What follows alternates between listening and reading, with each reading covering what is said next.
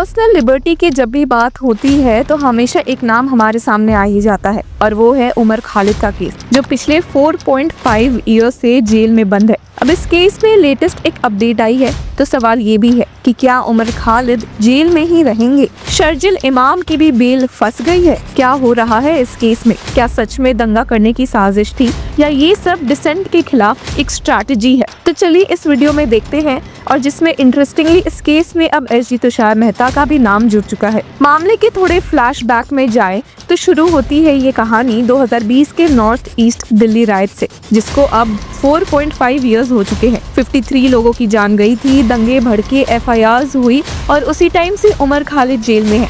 UAPA के charges है, bail application बार बार reject हो गई है। इवन सुप्रीम कोर्ट से भी उन्हें बेल की मांग करते हुए अपना केस विड्रॉ करना पड़ा और अब Delhi high court is hearing his case again, लेकिन तारीख पर तारीख चल रही है। पहले भी कोर्ट्स ने कुछ टफ सवाल पूछे थे, लेकिन फिर भी बेल नहीं मिली। क्वेश्चंस ये उठते हैं कि जब सबूत कोर्ट रूम में प्रेजेंट नहीं है और केस आर्गुमेंट स्टेज पे अटका है, तो लोग इतने सालों से अंदर क्यों है? क्या है ये पूरा मामला? दिल्ली पुलिस के मुताबिक 2020 दंगे एक लार्जर कॉन्स्पिरेसी का रिजल्ट थे और उमर खालिद और शर्जिल इमाम अलिजेडली इस कॉन्स्पिरेसी के मास्टरमाइंड। चार्जशीट के मुताबिक rights were not spontaneous, they were planned. WhatsApp chat, speeches, protest, coordination, सबका एक पैटर्न था। दिल्ली को बर्न करने की स्ट्रैटेजी थी। अलिजेडली CAA NRC प्रोटेस्ट के दौरान टोटल 18 लोग चार्जशीट है अंडर यूएपीए और 2 अब भी एब्सकॉन्डिंग है। ओवर 700 FIRs रजिस्टर की गई थी across different police stations. Prosecution कहता है कि उमर खालिद ने स्पीचेस दिए जो अलिजेडली इन्फ्लेमेटरी थे और शर्जिल इमाम ने भी सिमिलर स्पीचेस दिए जो अलिजेडली कॉन्स्पिरेसी का पार्ट थे। लेकिन बात ये है कि 4 साल बाद भी केस ट्रायल स्टेज पे नहीं पहुंचा है। आर्ग्यूमेंट्स ऑन चार्जेस चल रहे हैं और बेल के लिए उमर खालिद ने हाई कोर्ट में अपील की। आफ्टर ट्रायल कोर्ट ने उनका बेल रिजेक्ट कर दिया था, साइटिंग यूएपीए की स्ट्रिक्ट बेल कंडीशंस। लेकिन ये वही पॉइंट है जहां कोर्ट्स ने पहले भी सीरियस क्वेश्चंस उठाए हैं। Is organising protest enough to invoke UAPA? Where is the material that connects the accused directly to violence? सिर्फ यही नहीं बल्कि जून 2021 में देवंगना कलिता, नताशा नरवाल और आसिफ इकबाल तन्हा को दिल्ली हाई कोर्ट ने रेगुलर बेल दी थी। उनका भी एलिगेशन था कि वो साजिश का पार्ट थे, पर कोर्ट ने कहा कि in our anxiety to suppress dissent, the line between constitutionally guaranteed right to protest and terrorist activity is getting blurred. ये एक लैंडमार्क मोमेंट था जहां कोर्ट ने प्रोटेस्ट को सेडिशन या टेरर नहीं माना बल्कि फंडामेंटल राइट्स के रूप में देखा। तो सवाल ये उठता है कि जब कलिता, नरवाल, तन्हा जैसे को अक्यूज्ड को बेल मिल गई तो उमर खालिद जेल में क्यों है? तो अभी तक हुआ क्या है उमर खालिद के केस में? Trial court rejected bail UAPA के सेक्शन 43D5 का यूज करते हुए, appeal pending in high court और मल्टीपल डेट्स पे हियरिंग डिले हुई है। अब इस केस में 1 जुलाई यानी ट्यूसडे को आर्ग्यूमेंट सुनने थे जस्टिसेस नवीन चावला और शालिंदर कौर की बेंच को। SG Tushar Mehta is representing the prosecution through video conferencing और एसपीपी अमित प्रसाद ने पर्सनली अपीयरेंस दी। प्रोसिक्यूशन का कहना है कि उमर खालिद का रोल सीरियस है, स्पीचेस प्रोवोकेटिव थे और सब कुछ प्री प्लान था। हालांकि इसके अलावा स्पेशल पब्लिक प्रोसिक्यूटर ने टाइम मांग लिया तो नेक्स्ट हियरिंग जुलाई 9 की फिक्स हुई है। यानी कि सिंपल लैंग्वेज में लेटेस्ट अपडेट यही है कि उमर खालिद, शर्जिल इमाम और बाकी अक्यूज्ड की बेल सुनवाई जुलाई 9 के लिए अर्जन कर दी गई है। ट्यूसडे को सुनवाई होनी थी, लेकिन प्रोसिक्यूशन ने और टाइम मांग लिया तो बेंच ने अगले वीक तक के लिए मैटर पोस्टपोन कर दिया। पर इस मामले में डिफेंस का क्या कहना है? तो उमर खालिद के लॉयर्स बार बार ये पॉइंट रेज कर रहे हैं कि कोई डायरेक्ट एविडेंस नहीं है linking him to violence. Umar उस टाइम राइट साइट पे फिजिकली प्रेजेंट भी नहीं थे। व्हाट्सएप चैट, स्पीचेस सब प्रोटेस्ट कोऑर्डिनेशन के लिए थे,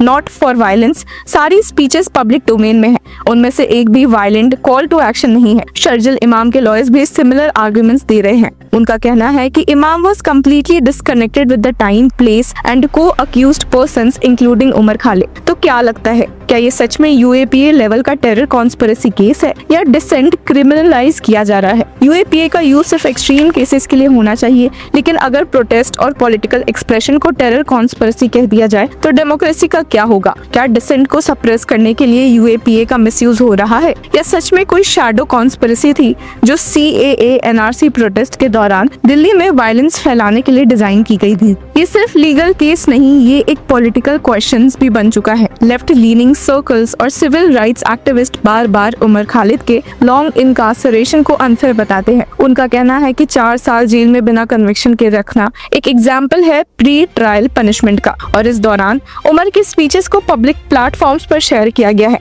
जहां उन्होंने रिपीटेडली कॉन्स्टिट्यूशन की बात की है और नॉन वायलेंस का मेंशन किया है। तो अब अगला सवाल, जुलाई 9 को क्या होगा? Will the court finally here detailed arguments? क्या बेल मिलेगी या प्रोसिक्यूशन फिर से एडजर्नमेंट मांग लेगा? जब दिवंगना कलिता, नताशा नरवाल और तन्हा को बेल मिल गई तो कोर्ट ने कहा था कि protest against government policy however vociferous are not terrorism. High court ने अब तक जो ऑब्जर्वेशंस भी दिए हैं वो भी काफी इंटरेस्टिंग रहे हैं। कोर्ट ने ये माना है कि उमर खालिद किसी भी स्टार विटनेस के डायरेक्ट एलिगेशंस का हिस्सा नहीं है, लेकिन उनकी प्रोलॉन्ग्ड इनकार्सरेशन एक फैक्टर बन सकती है बेल के लिए। उनके लॉयर का कहना भी है कि 4.5 इयर्स की कस्टडी और 800 विटनेसेस के होने के कारण ट्रायल कंप्लीट होने में और देर हो सकती है, जो बेल का एक वैलिड रीजन हो सकता है। तो क्या उमर खालिद के केस में भी वही प्रिंसिपल अप्लाई होगा या फिर यूएपीए का बर्डन इतना ज्यादा है कि बेल मिलना ऑलमोस्ट इम्पॉसिबल बन चुका है? और इस पूरे प्रोसेस में पब्लिक का ट्रस्ट जस्टिस सिस्टम में रिटेन होगा या और वीकन होगा? जस्टिस डिलेड हो तो सबको प्रॉब्लम होती है, लेकिन अगर जस्टिस डिनाइड लगने लगी तो पब्लिक डिस्कोर्स का डायरेक्शन डेंजरस बन सकता है।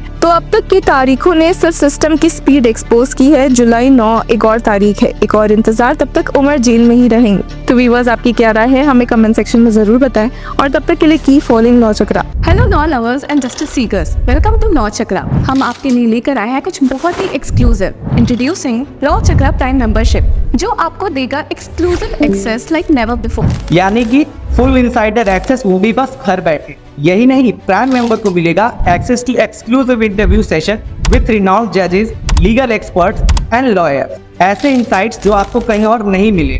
इसी के साथ अगर आप कभी सोचे कि हम कैसे लेकर आते हैं आपके लिए ये लीगल अपडेट्स, तो इसके लिए भी प्राइम मेंबर्स के लिए है हमारे पास एक special sneak peek behind the scenes of law chakra. Brainstorming session से लेकर ब्लूपर्स तक सब कुछ। In short, more content, more update and more analysis. Political legal controversies हो या इन डेप्थ लीगल सेशंस, सब कुछ आपको मिलेगा एट वेरी मिनिमल प्राइस। बनिए लॉ चक्र की प्राइम मेंबर और अनलॉक कीजिए full potential of legal knowledge. अभी ज्वाइन कीजिए।